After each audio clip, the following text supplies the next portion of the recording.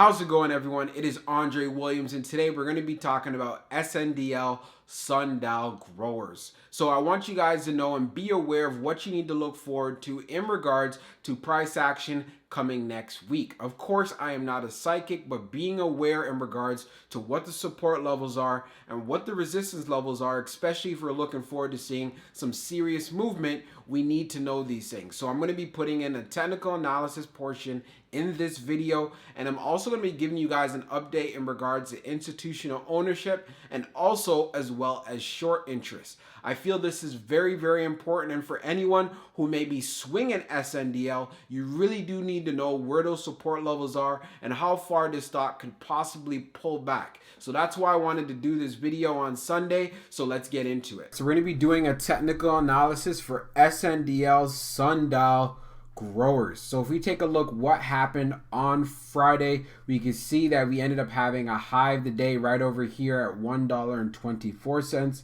and we ended up having a low down here at $1.10. So let's take a look what went down inside the pre-market. As we can see, there was a high here of $1.28, and this definitely was an area of resistance for the rest of the entire day because we were unable to actually pass this.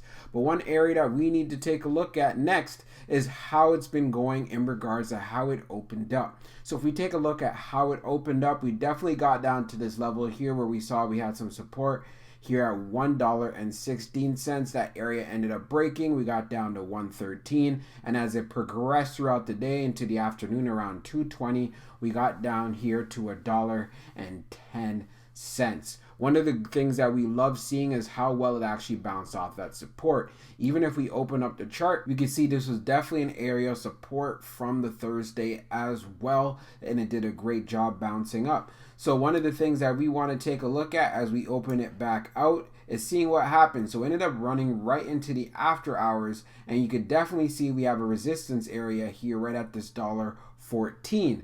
But one thing that happened is that we ended up getting past that and having a new resistance level here at $1.15. And as you can see, we have this long green candle going up as we got into the closing of after hours. So that's something that's really good and what we love to see.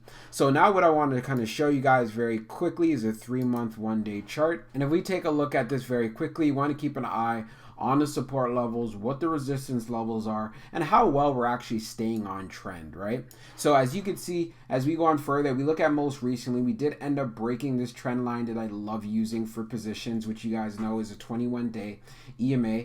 And also we ended up breaking the 50-day simple moving average, and we kind of stuck around underneath it a bit, still holding and staying close, but at the same time, it has been having some downward selling pressure.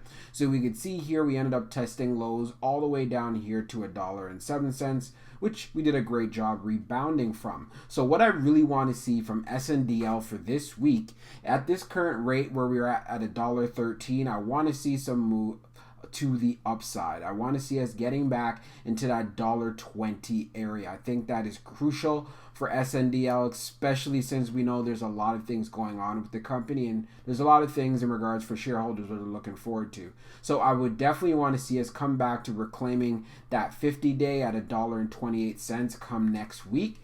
And if we can continue that bullish run, get back onto this 21-day EMA, so we're at least around $1.33, so we can keep that momentum. When we take a look at the overall volume on the day, it was 213.66 million.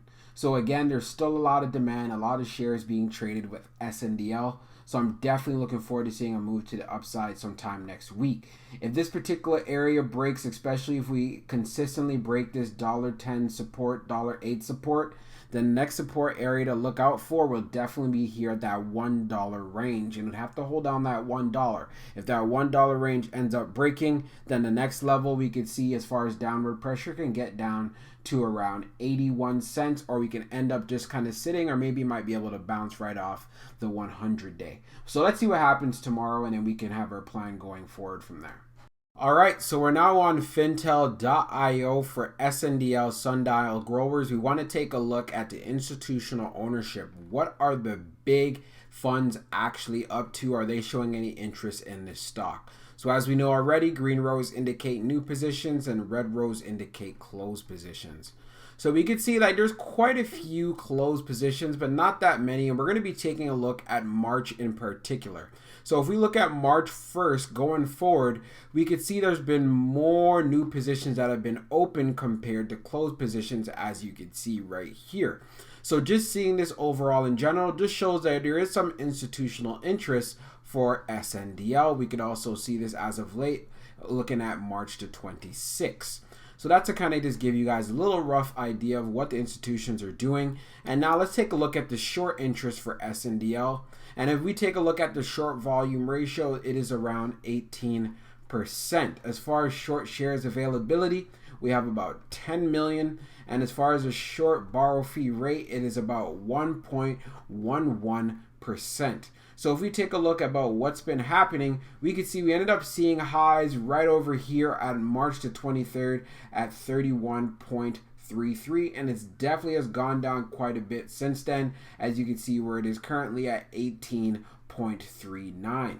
So as far as the potential for a short squeeze for SNDL, like I said, we like to look for it when it's usually above 21%.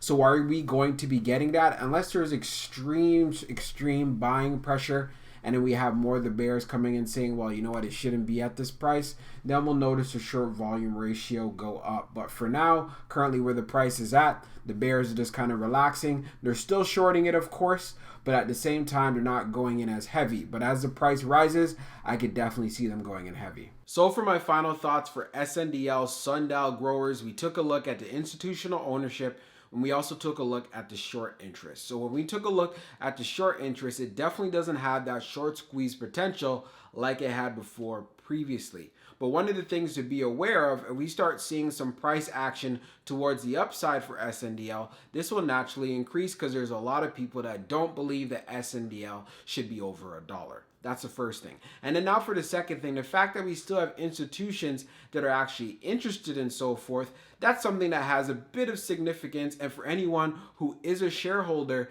it's definitely something to look forward to, especially if you're looking at it long term. That also makes you want to put in the disclaimer. I'm not a financial advisor, and this isn't financial advice. So just know when you do invest, you're doing it at your own risk. Another thing that I want to talk to you guys very quickly. We have a lot of volatility that's going on in the market, so I want to emphasize this again. I emphasize it in a lot of my videos, is making sure that you protect your profits, especially if you are in penny stocks. Because with penny stocks, we've noticed a lot of them have pulled back. So one of the things you want to know and you want to remember, and again, it's just better for you mentally overall in general, have a stop loss or have a trailing stop. So at least you have the opportunity to protect your profits.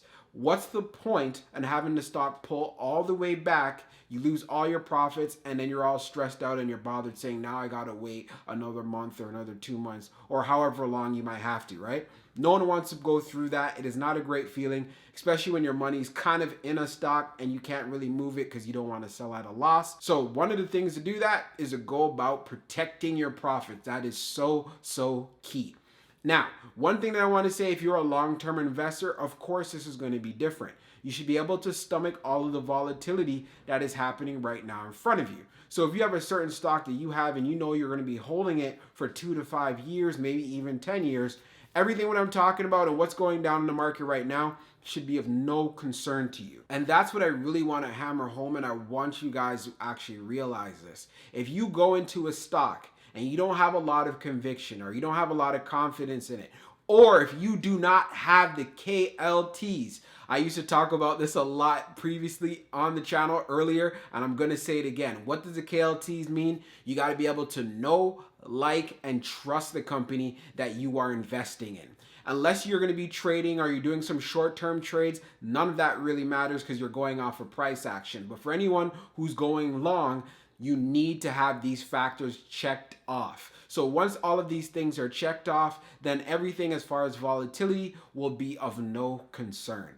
Hope you guys found this video helpful, and I'll be talking to you guys real soon.